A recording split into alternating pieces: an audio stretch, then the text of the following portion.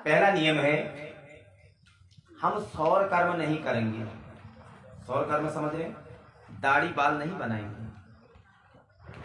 जब तक यज्ञ की समाप्ति नहीं होगी तब तक हम सौर कर्म नहीं करेंगे। सौर कर्म विवर्जितो, भागवत में साफ लिखा हुआ है कि श्रोता हो या वक्ता हो। वक्ता मतलब जो व्यासपीठ पर विराजमान है, जो श्रोता यानी कि जो यजमान बन के बैठे हैं, ठीक है ना, तो उन्हें क्या नहीं करना है? सौर कर्म नहीं करना है। दाढ़ी इत्यादि नहीं बनाने, बाल नहीं बनाने, नाखून नहीं काटने। पहला। एक वक्तस्य भोजनम, एक समय भोजन करना है। दिन में फलाहार करना है। काम क्रोध मोह लोभ इन 4 चीजों का नाश करना है। स्त्री संसर्ग नहीं करना है। भूमि शयन करना है। गौ माता को भोजन कराना है। भगवान को भोग लगाना है और नित्य स्नान करना है।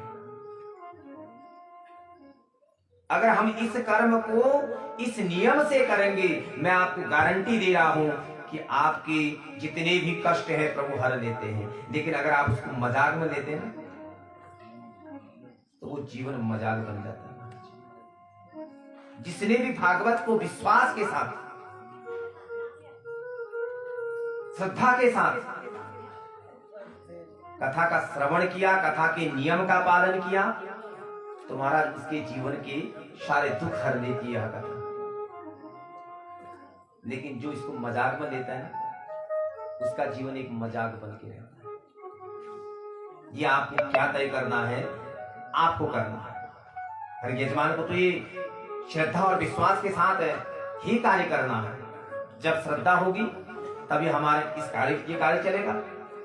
विश्वास, गुरु वाक्य विश्वास है ना, गुरु के वाक्य पर विश्वास करना ही फलदायी होता है।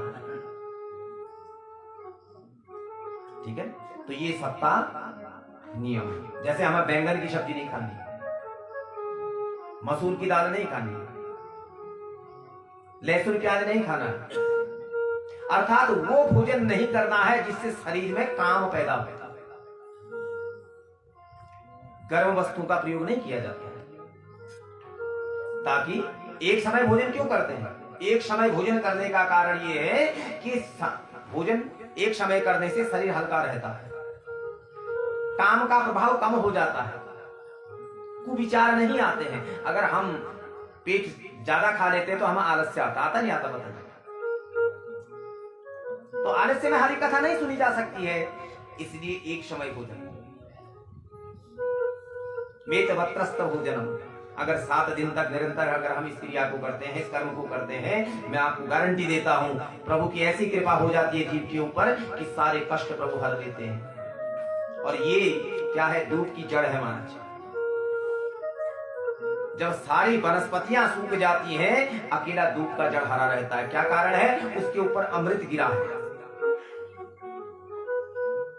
ठीक है ना?